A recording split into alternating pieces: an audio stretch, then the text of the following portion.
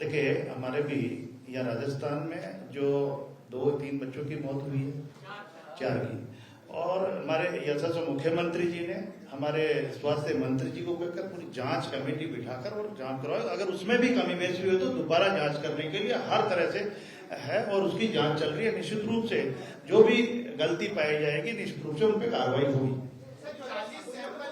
एक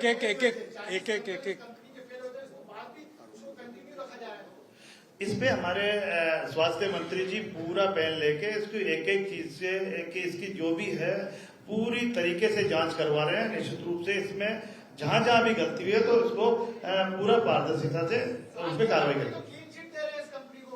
देखिए, जांच हम 4 तरीके से कराओ। एक बार हुई है, अगर कहीं से आई है तो अब और उसकी दोबारा जांच करा रहे हैं। निश्चित रूप जांच में जो भी सामने आएगा बताएगा।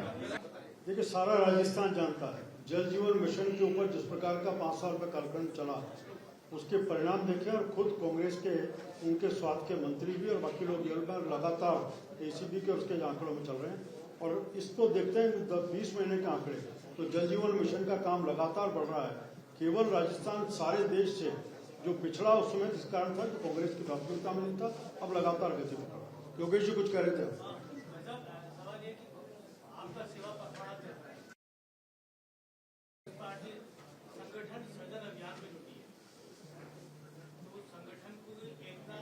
उन्हें पता नहीं चल रहा वो संगठन का सर्जन कर रहे हैं, संघर्ष का सर्जन कर रहे हैं। उनके लगातार उनके परिवार में एक साथ बैठने की चीज नहीं है। वो सारी देश की लगातार हम देखते रहे। संगठन विषय वैसे कांग्रेस के साथ कभी जुड़ा ही नहीं। एक परिवार के लोग, पीछे चलने वाले लोग संगठन की ताकत के साथ चल नहीं सकते। इसलिए उसके परिणाम अब उनकी बैठकों में और इसमें पहले भी दिखते रहे, अब भी दिख रहे।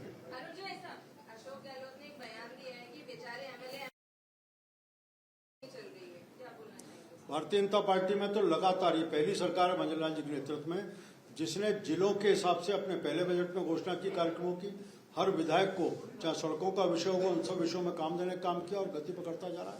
अशोक गहलोत जी अपना समय देखें, जब आप अपने ही उप मुख्यमंत्री को नकारा कहते थे, निकम्मा कहते थे, और जब उसको क्लीन चिट अभी पुलिस दे रही है तब भी आपके पेट में दर्द हो रहा है उनके खुद के मुख्यमंत्री को। इसलिए अपने कालखंड का मुझे लगता है कि गहलोत जी अब शायद ये जो वक्तव्य दे रहे हैं वो आज के नहीं, शायद उनको अभी पिछले दिनों जब वो अपने बजट का भाषण पढ़ रहे थे, पिछला बजट भाषण पढ़ गए थे, तो अब भी लगता है कि वक्तव्य वो अपनी सरकार के समय को वक्तव्य तैयार किया था जो वर्तमान सरकार में पढ़ने को आ गया, उल्टा वक्तव्य पढ़ गए थे।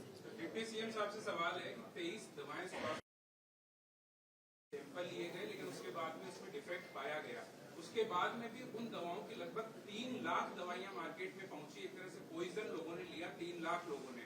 उस पर क्या है सर? देखो, मैंने आपको कहा ना उसकी जांच करवा रहे हैं और मंत्री जी खुद उसकी जांच करा रहे हैं। बिल्कुल, हाँ, सारी चीजों की जांच करा रहे हैं।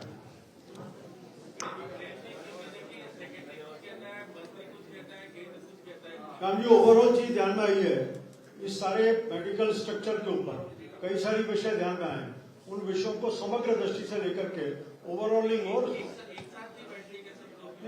सब बैठे समग्र दृष्टि से निकल करके आए। इसको खुद मुख्यमंत्री ने कॉन्फिडेंस दिया, सब कर रहे हैं। जल्दी पूरे सिस्टम के ऊपर कुछ निकल के